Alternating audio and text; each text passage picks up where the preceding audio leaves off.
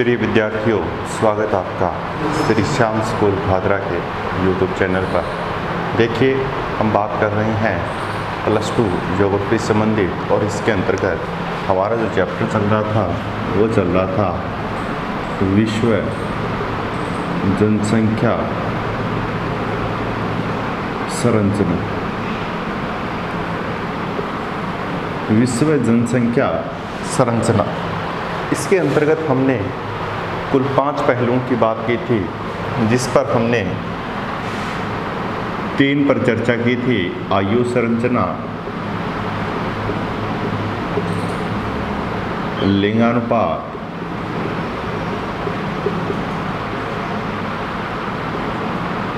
जनसंख्या संगठन, और चौथा आज हम बात कर रहे हैं साक्षरता, लिटरेसी रेट पर हम बात कर रहे हैं कि जनसंख्या संरचना के अंतर्गत हम उनकी आयु की बात कर ली है, आयु के साथ साथ में स्त्री और पुरुषों की बात कर ली है, उनके अनुपात की बात की थी, और उसके बाद में उनका जो स्तर है उस जनसंख्या का, क्या वो ग्रामीण प्रदेश में रह रहे हैं या वो नगरीय प्रदेश में रह रहे हैं। अब हम देख रहे हैं उनके शिक्षा का स्तर कैसा होगा। तो देखिए, जो साक्षरता कारक है या हम शिक्षा है, ये गुणवत्तापूर्ण पहलू है या गुणात्मक पहलू है। आप किसी भी प्रदेश में जाइए, आप या किसी भी समाज में जाइए, वहाँ के सामाजिक आर्थिक और सांस्कृतिक, इन तीनों वातावरण पर सबसे ज़्यादा प्रभाव किसका पड़ता है? साक्षरता का पड़ता है। तो साक्षरता एक महत्वपूर्ण कारक माना जाता है किसी भी समाज की सामाजिक, आर्थिक और सांस्कृतिक परिस्थितियों के लिए। ये हम इसको ये भी कह सकते हैं कि एक विश्वसनीय सूचक है, या हम ये कह सकते हैं कि ये एक यथार्थक सूचक है। यथार्थ, ये शब्द आपको मिलेगा, इसका मतलब होता है वास्तविक सूचक माना जाता है किसी भी समाज की सामाजिक, आर्थिक और सांस्कृतिक गतिविधियों के लिए साक्षरता को। अब देखिए, ये जो साक्षरता है, ये साक्षरता दर किस प्रकार प्रदर्शित करते हैं? किसे हम कहेंगे कि हमें यहाँ पर साक्षरता अधिक दिखाई देती है और यहाँ पर साक्षरता कम दिखाई देती है? इसका कोई पैमाना माना जाता है। तो देखिए, साक्षर व्यक्ति का जो पैमाना है वो क्या है? व्यक्ति 7 वर्ष या इससे अधिक का हो, जिसकी आयु 7 वर्ष या 7 वर्ष से अधिक हो, और वो स्वयं पढ़ लिख सके तथा दूसरों को समझा सके और खुद समझ सके। ये अगर चीज़ होगी तो उसको हम क्या बोलेंगे? साक्षर व्यक्ति। कहने का तात्पर्य क्या है कि किसी भी व्यक्ति की उम्र या किसी भी बच्चे की उम्र 7 वर्ष से अधिक है या 7 वर्ष है, और वो स्वयं पढ़ लिख सकता है और साथ साथ में वो समझ भी सकता है और दूसरों को समझा भी सकता है, ऐसे पहलू को हम क्या बोलेंगे? साक्षरता दर। इसी का हम जब रेशियो निकाला जाता है प्रतिशत में, तो वो दर में परिवर्तित हो जाता है। किसी भी चीज़ को आप प्रतिशत में निकाल लोगे तो वो क्या निकल जाएगी? दर निकल जाएगी। जैसे हम एक उदाहरण देता हूँ, जनसंख्या वृद्धि होती है। जब जनसंख्या वृद्धि को हम प्रतिशत में निकालते हैं तो वो किस में परिवर्तित हो जाती हैं? दर में परिवर्तित हो जाती हैं। तो इसका भी कुछ अनुपात है, जब हम इसको अनुपात में रखेंगे तो वो साक्षरता दर में परिवर्तित हो जाती है। और देखिए, दूसरी बात, साक्षरता का महत्व क्यों है, क्यों हम इसका अध्ययन कर रहे हैं? तो एक चीज़ आती है आपके सामने कई बार, मानव विकास सूचकांक, ह्यूमन डेवलपमेंट इंडेक्स, मानव विकास सूचकांक के अंतर्गत क्या होता है कि मनुष्य के विकास का स्तर मापा जाता है और इसके अंतर्गत रेटिंग दी जाती है और वो रेटिंग क्या होती हैं, 0 से 1 तक नंबर दिए जाते हैं। प्रत्येक क्षेत्र को दिए जा सकते हैं, प्रत्येक देश को दिए जा सकते हैं। उसमें क्या होता है, जो मान 1 के नज़दीक होगा उसको हम ये कहेंगे कि यह अधिक विकसित राष्ट्र है। अगर 0 के नज़दीक होगा तो उसको हम कहेंगे अल्प विकसित राष्ट्र है। या मध्यम स्तर में होगा, 0.5 के आसपास होगा तो उसको हम बोलेंगे ये विकासशील कैटेगरी में है। या 0.5 से 1 की ओर बढ़ रहा है तो उसको हम विकासशील श्रेणी में रखेंगे। इस प्रकार का एक सूचकांक बनाया जाता है। तो इसके अंतर्गत क्या होता है, शिक्षा, स्वास्थ्य और संसाधनों की पहुंच, ये 3 कारक होते हैं। हमें किसी भी क्षेत्र का मानव विकास सूचकांक निकालना है तो हमारे पास में कितनी चीज़ें आवश्यक हैं, शिक्षा, स्वास्थ्य और संसाधनों की पहुंच, ये आवश्यक है। इसी के आधार पर हम मानव विकास सूचकांक निकालेंगे और उसको एक रेटिंग देंगे ताकि हमें पता चल जाएगा कि इसका विकास किस स्तर पर है। तो देखिए मैं क्या समझाना चाह रहा हूँ आपको कि यहाँ पर पहला जो कारक है वो क्या है, शिक्षा है, या हम कह सकते हैं साक्षरता है। और इसी साक्षरता के कारण हम क्या करेंगे, वहाँ के सामाजिक, सांस्कृतिक, आर्थिक, राजनीतिक सभी वातावरण का आकलन करेंगे। और जो साक्षरता है वो साक्षरता क्या है, देखिए साक्षरता को हम अंतर्राष्ट्रीय स्तर पर देखेंगे, राष्ट्रीय स्तर पर देखेंगे, क्षेत्रीय स्तर पर देखेंगे तो हमें विभिन्न तथ्यों का उल्लेख होता है। देखिए साक्षरता अगर अधिक है तो वहाँ का जो गरीबी उन्मूलन कार्यक्रम है वो भी क्या होगा, बेहतर होगा सॉरी। और वहाँ का कर्षकीय विकास है वो भी क्या होगा, अधिक होगा। जैसे हम बात करते हैं अगर शिक्षा का स्तर निम्न है तो हम क्या करेंगे, जो व्यक्ति परिश्रम करता है उसी के द्वारा हम कृषि करेंगे। लेकिन शिक्षा का स्तर अधिक है तो क्या करेंगे, हम हाई टेक्नोलॉजी वाली जो मशीनें हैं उनका प्रयोग करेंगे कृषि के क्षेत्र में। तीसरी हम बात करते हैं कि अगर साक्षरता दर हमारी अच्छी है तो जो हमारे अंतर्राष्ट्रीय संबंध है वो अंतर्राष्ट्रीय संबंध क्या हो जाएंगे, बेहतर हो जाएंगे। तो स्पष्ट यही कहा जा सकता है कि किसी भी समाज के लिए जो साक्षरता कारक हैं वो किसी भी समाज के लिए क्या होता है, एक अवसर की प्राप्ति का महत्वपूर्ण कारक होता है। और वो अवसर विभिन्न परिस्थितियों में हमें मिल सकता है। और हम ये भी कह सकते हैं कि किसी क्षेत्र के संपूर्ण सामाजिक आर्थिक व्यक्तित्व के लिए साक्षरता का महत्वपूर्ण स्थान माना जाता है।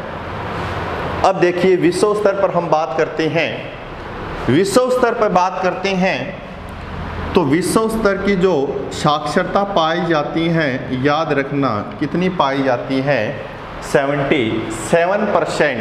कहने का तात्पर्य 100 व्यक्ति में से 77 व्यक्ति क्या हैं साक्षर माने जाते हैं। और इसके अंतर्गत क्या है, अब हम देखेंगे कि कुछ ऐसे देश हैं जहां पर साक्षरता पूर्ण रूप से पाई जाती है। जैसे हम बात करते हैं जापान की, ऑस्ट्रेलिया की, स्वीडन की, डेनमार्क की। इनकी बात करेंगे तो इन पर 100% साक्षरता दर प्रदर्शित होती हैं। Japan, Australia, Denmark, Sweden, Norway, ये सारे के सारे देश हैं जहां पर 100% पाई जाती हैं। विश्व स्तर पे देखेंगे, पूरा आंकलन करेंगे तो लगभग कितने प्रतिशत साक्षरता पाई जाती है, ये पाई जाती है 77%। अब साक्षरता को प्रभावित करने वाले कुछ कारक भी पाए जाते हैं। साक्षरता को प्रभावित करने वाले कारकों में जैसे आर्थिक विकास का स्तर माना जाता है। आर्थिक विकास जैसे जैसे होगा, बेहतर होगा, तो वो क्या करेगा, साक्षरता को प्रभावित करेगा।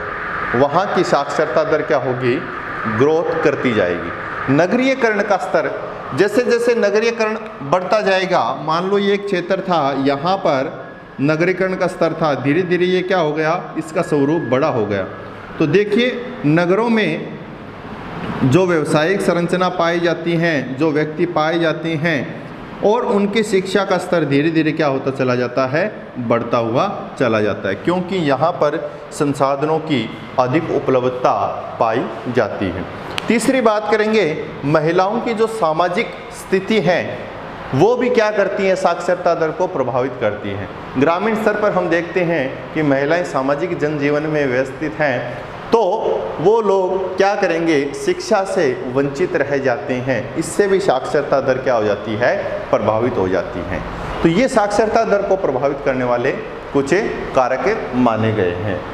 और अब देखिए, जिन देशों में साक्षरता एवं शिक्षा का स्तर क्या है, कम है, वहाँ पर उसके विकास का स्तर भी क्या मिलता है, कम मिलता है। और नगरीय क्षेत्रों में हमेशा देखेंगे आप कि वहाँ की जो अर्थव्यवस्था है वो ग्रामीण की अपेक्षा अधिक बेहतर मानी जाती है। क्यों मानी जाती है, क्योंकि नगरीय क्षेत्रों में उच्चतर साक्षरता दर पाई जाती है और वहाँ पर एक सिस्टमेटिक ढंग से पूरा का पूरा सिस्टम चलाया जाता है। तो ये हमने साक्षरता को देखा है, और साक्षरता जनसंख्या संरचना में किस प्रकार भागीदार है उसके बारे में भी हमने बात कर ली है। अब लास्ट हमारा जो पांचवा पहलू है उसकी बात करेंगे हम।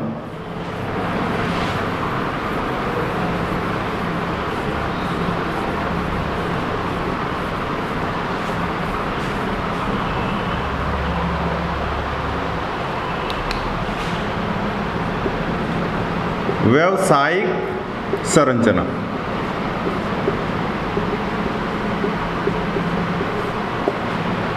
व्यावसायिक संरचना के अंतर्गत हम देखेंगे कि इसकी कंसेप्ट क्या है और इसके अंतर्गत क्या क्या चीज़ें आती हैं। देखिए, कोई भी व्यक्ति जो परिश्रम कर रहा है, जो किसी न किसी कार्य में संलग्न है, वो व्यक्ति क्या होगा,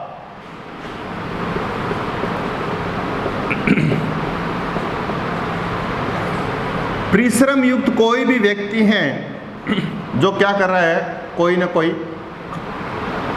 कार्य कर रहा है, ये क्या कहलाएगा, ये कहलाएगा बिल्कुल एक्टिव, सक्रिय कार्य कर रहा है, परिश्रम युक्त कार्य कर रहा है, ये व्यक्ति क्या कहलाएगा, सक्रिय। ऐसे ही कुछ लोग होते हैं जिनको किस में रखा जाता है, सक्रिय जनसंख्या में रखा जाता है। और व्यवसाय का अर्थ क्या होता है, व्यवसाय का अर्थ होता है कोई न कोई कार्य में संलग्नता, वही क्या प्रतीत होती है, व्यवसाय के संरचना प्रतीत होती है। अब हम कह सकते हैं कि किसी निश्चित आर्थिक कार्य के लिए या किसी निश्चित आर्थिक कार्य के अंतर्गत जुड़ी हुई जो सक्रिय जनसंख्या होती है। अब देखिए, ये हमें यहाँ पर ये प्रतीत नहीं हुआ कि इसका जो कार्य है वो कौन सा कार्य है, परिश्रम युक्त कार्य तो कर रहा है, लेकिन हमें ये प्राप्त नहीं हुआ है कि कौन सा कार्य कर रहा है।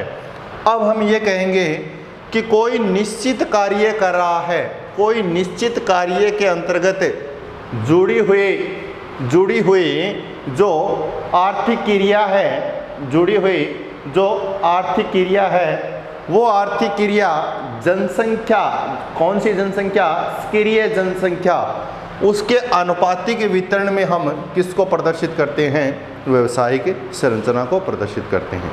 देखिए, कोई भी निश्चित कार्य, मान लो वो कृषि का कार्य कर रहा है, ये कृषि किस प्रकार का कार्य है, आर्थिक कार्य है। कोई भी निश्चित कार्य है जो आर्थिक गतिविधियों से जुड़ा हुआ है और वो किसके द्वारा किया जा रहा है, स्किरीय जनसंख्या के द्वारा किया जा रहा है, और इसके अनुपातिक वितरण को हम किसके द्वारा प्रदर्शित करते हैं, किसके द्वारा प्रदर्शित करते हैं, व्यावसायिक संरचना के अंतर्गत प्रदर्शित करते हैं। अब हमें इन कार्यों का उल्लेख करना है कि कोई न कोई व्यक्ति जो कोई न कोई कार्य करता है वही क्या है, स्किरीय है, और वही क्या कहलाती है, स्किरीय जनसंख्या कहलाती है। और यह स्किरीय जनसंख्या भी, स्किरीय जनसंख्या तो कृषि वाली भी हो सकती है, स्किरीय जनसंख्या उद्योगों वाली भी हो सकती है, स्किरीय जनसंख्या व्यापार वाली भी हो सकती है। तो हम ये देखेंगे कि ये जो कार्य हैं, इन कार्यों के साथ में स्किरीय जनसंख्या का जो अनुपात निकल रहा है, मान लो 50% किसी क्षेत्र में कृषि कार्य चल रहा है, 30% औद्योगिक कार्य चल रहा है, ये जो अनुपातिक वितरण निकल रहा है ना, ये क्या कहलाता है, व्यावसायिक संरचना कहलाती है। क्या कहलाती है, व्यावसायिक संरचना। हमें ये पता चल गया कि ये जो स्किरीय जनसंख्या थी, ये अलग अलग कार्य थे, कृषि के साथ में इसका लिंक देखा हमने, कितना निकला, 50%, अनुपातिक वितरण निकल गया ना 50%। ये क्या कहलाती है, ये कहलाती है व्यावसायिक संरचना। अब देखिए कुछ व्यवसाय हैं जो संयुक्त राष्ट्र संघ के द्वारा बताई गई हैं, कुछ कंसेप्ट के द्वारा, देखिए क्या है।